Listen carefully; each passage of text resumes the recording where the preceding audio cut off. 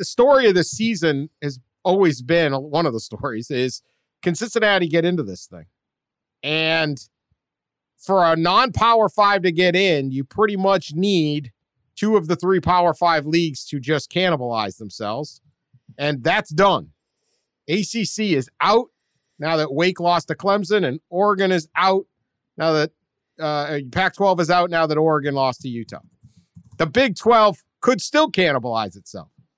So Cincinnati, in my opinion, will move up to 4 this week, as they should. That doesn't mean this is over for them. First off, they got to win at East Carolina, and then a very good Houston team that has to be killing itself that they got beat somehow by Texas Tech at the beginning of the year.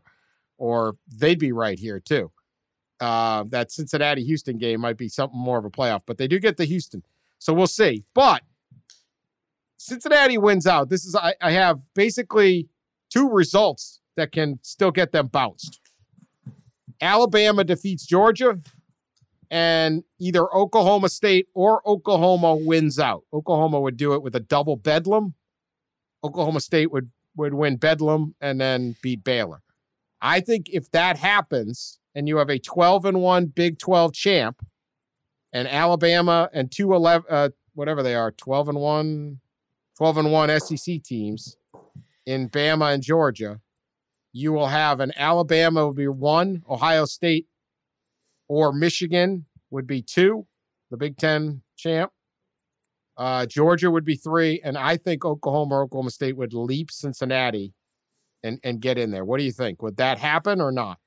Pat? Oh, it's entirely possible. It's certainly possible. It would be infuriating to a lot of people, myself likely included, because I just don't think the Big 12 teams, certainly Oklahoma, has done enough to merit.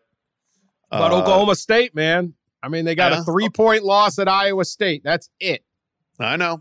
And they would have a win over their Boise. Last drive was stopped by what looked like a pretty bad spot. But I just think, look, Cincinnati, if you're 13-0 and you didn't lay the egg in Ames, you won every game on your schedule. You won convincingly at a 1-loss top 10 Notre Dame versus a team that beat Southwest Missouri, Tulsa, Boise State, yeehaw. And then you go into the Big 12, which I don't think is very good.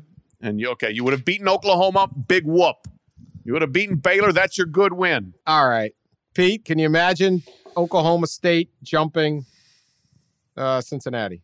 I can imagine many scenarios for Cincinnati getting shafted because we have 2 years of empirical evidence of how eager the committee is to do it. So any situation you fly at me that gives them a chance to hurt Cincinnati, they should. Now, think about this. Cincinnati played a pretty good SMU team on Saturday afternoon, and they walloped SMU. I mean, I thought Sonny Dykes took the TCU job at halftime. I mean, SMU was terrible.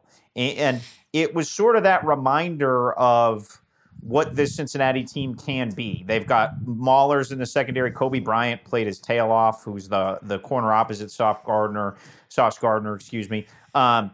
Desmond Ridder looked as good as he's looked all season. There were deep balls open everywhere, and they are designed in a lot of ways, Cincinnati, with the really elite secondary to play more of these wide open AAC teams. Part of what's happened to Cincinnati the past couple weeks is that teams just basically ditched their offenses and ran gadget offenses to shorten the game and keep things close, and it worked. And that's what happens when you dominate a league, and that's what happens when your defense is that good. You're going to do that. So SMU clearly just went out and ran things full tilt, and they pounded them. So I really feel like for Cincinnati, they have some separation and some air from the they're not playing that well phase of their schedule. Yeah, I think that just don't underestimate the committee's desire to reward the fat cats.